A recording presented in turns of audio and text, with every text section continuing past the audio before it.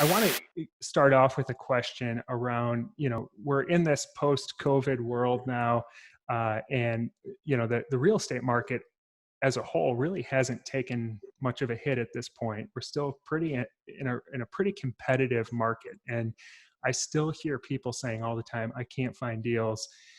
Deals just don't exist." But I know when we just spoke a couple of weeks ago, you told me that you recently acquired 3 apartment buildings with 130 doors total just in the last 9 months. So obviously you're buying right now, and you've got a lot of LOIs out there, you mentioned. So um, how are you finding these deals? And I know they're value add deals, which is what are the most competitive in the multifamily space. So what is it that you're doing different?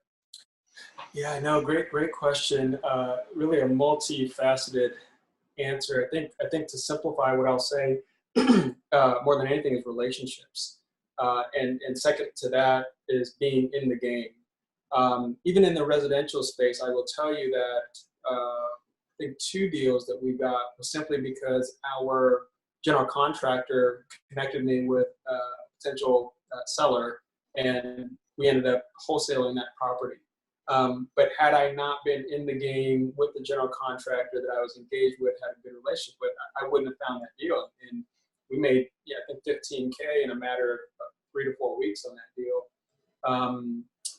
I think similarly, well, let me go back to the broker relationships. One of the things I learned early on is that one of the best ways to find deals is to establish relationships with commercial real estate brokers.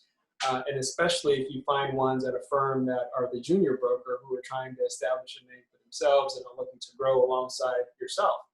And so that's sort of what I did for our very first deal.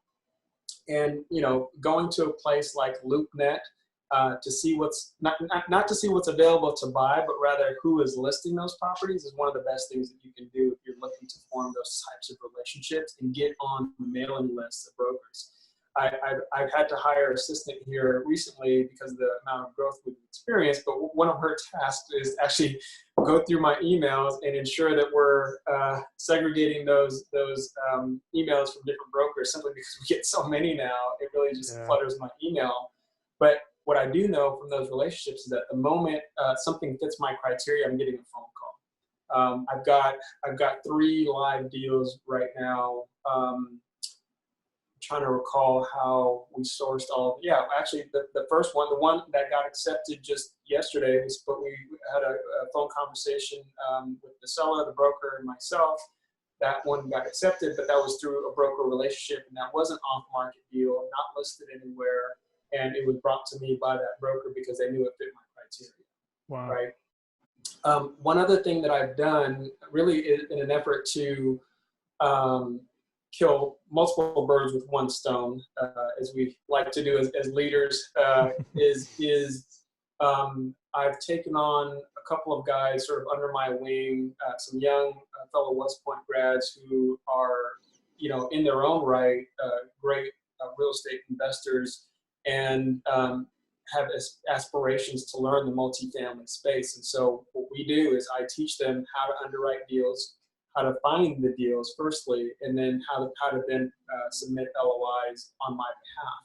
And in that process, they're learning and they're growing, and they just are very grateful for the time, the energy, the mentorship, and at the same time, I'm getting essentially an extension of myself out into the marketplace to find deals.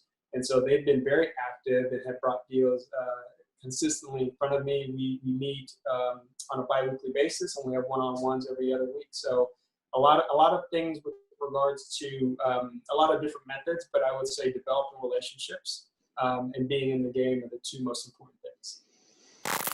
Hey, hope you enjoyed this portion of the interview with Christian. If you did, give it a thumbs up, hit the subscribe button. If you want to hear the full interview, you can check it out on any podcast player. Just search for the Living Off Rentals podcast. Also, join the Living Off Rentals Facebook community. You can ask any questions there or discuss any rental investing related topics. I hope to see you there. If not, I will see you in the next video.